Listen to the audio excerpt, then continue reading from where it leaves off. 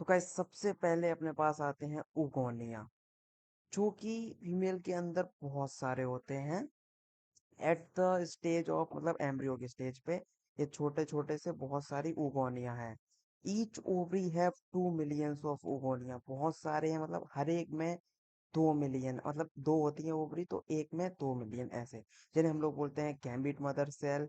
मतलब जो गैमीट बनाएंगी मतलब अपना एग बनाएंगी। जो अपने उगोनिया हैं वो माइटोसिस करते हैं और बनाते हैं प्राइमरी oocyte। प्राइमरी oocyte मतलब बस एक ये वाला एक गोला है और मतलब कुछ ज्यादा नहीं है। उगोनिया ने माइटोसिस की, क्या बना? Primary oocyte। माइटोसिस हुई है मतलब एन से एन ही बना है ना कि 2n। अब होगी प्राइमरी oocyte की मियोसिस, और वो अरेस्ट हो जाएगी प्रोफेज फर्स्ट में, मतलब वो रुक जाएगी। एन 2n से एन जाएगा लेकिन फर्स्ट मियोसिस अरेस्ट हो जाएगी, प्रोफेज फर्स्ट में रुक जाएगी।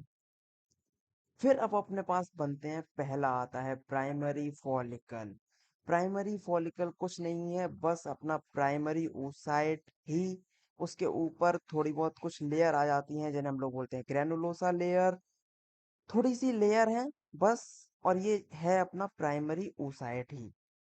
पर इसे हम लोग बोलते हैं प्राइमरी फॉलिकल क्योंकि इसमें ग्रेनुलोसा की लेयर्स प्रेजेंट हैं।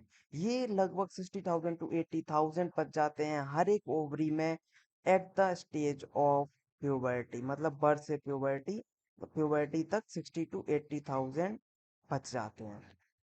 थोड़ा अपग्रेड होता है। फिर अपने पास बनता है सेकेंडरी फॉलिकल।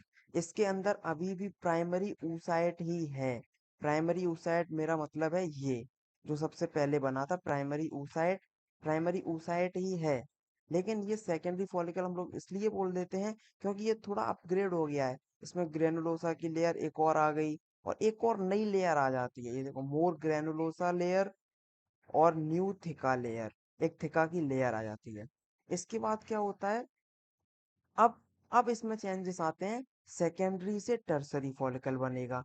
टर्सरी फॉलिकल का मतलब है ये सेकेंडरी था, अब कुछ अपग्रेड करके टर्सरी फॉलिकल बनेगा। और अपने पास अभी भी ये प्राइमरी फॉलिकल था, तो अब sorry sorry sorry primary oocyte था, तो अब ये प्राइमरी से सेकेंडरी oocyte बनेगा। सेकेंडरी से टर्सरी कैसा है? ये है अपने पास टर्सरी फॉलिकल्स। इसमें ग्रेनुलोसा की लेयर उतनी ही रहती है। जो थिका बनी थी वो थिका इंटरना, थिका एक्सटर्ना, मतलब अंदर वाली और बाहर वाली, इंटरना और एक्सटर्ना आ जाती हैं।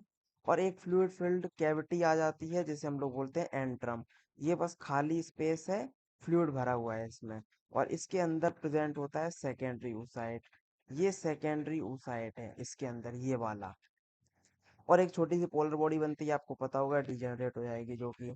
और इसमें अब टर्सरी फॉलिकल में और ज्यादा चेंजेस आते हैं। क्या बनता है? Graafian follicle. ग्राफियन फॉलिकल में भी कुछ ज्यादा चेंज नहीं है। ये अपनी वही लेयर, थिका एक्सटर्ना थिका इंटरना, ग्रेनुलोसा की layer same, antrum cavity same. बस अपना ये oocyte एक और मेम्ब्रेन बना लेता है, सेकेंडरी oocyte बनाता है। इसीलिए ये मेम्ब्रेन सेकेंडरी oocyte के और पास आती है, जिसे हम लोग बोलते हैं जोना पेलिसिडा। ये देखो, form zona pellucida by secondary oocyte। Secondary oocyte बना रहा है इसीलिए वो अपने ऊपर बनाता है, ना कि बाहर साइड।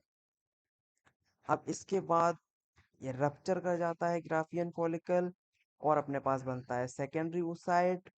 ये देखो, यहाँ पे थी एंट्रम कैविटी, वो यहाँ से फट जाती है। अपने पास बनता है सेकेंडरी oocyte, जो कि जोना पेलिसुडा की लेयर भी यहीं पे है। और बनता है ये पूरा membranes system, corpus luteum, luteal aunty बनती हैं अपनी। सेकेंडरी oocyte आपको पता ही है 14th day of menstrual cycle पे बाहर आता है। और कॉर्पस ल्यूटियम अपनी ल्यूटियल चाची, वही ग्रेनुलोसा की लेयर और थिका एक्सटर्ना थिका इंटरना इसमें है।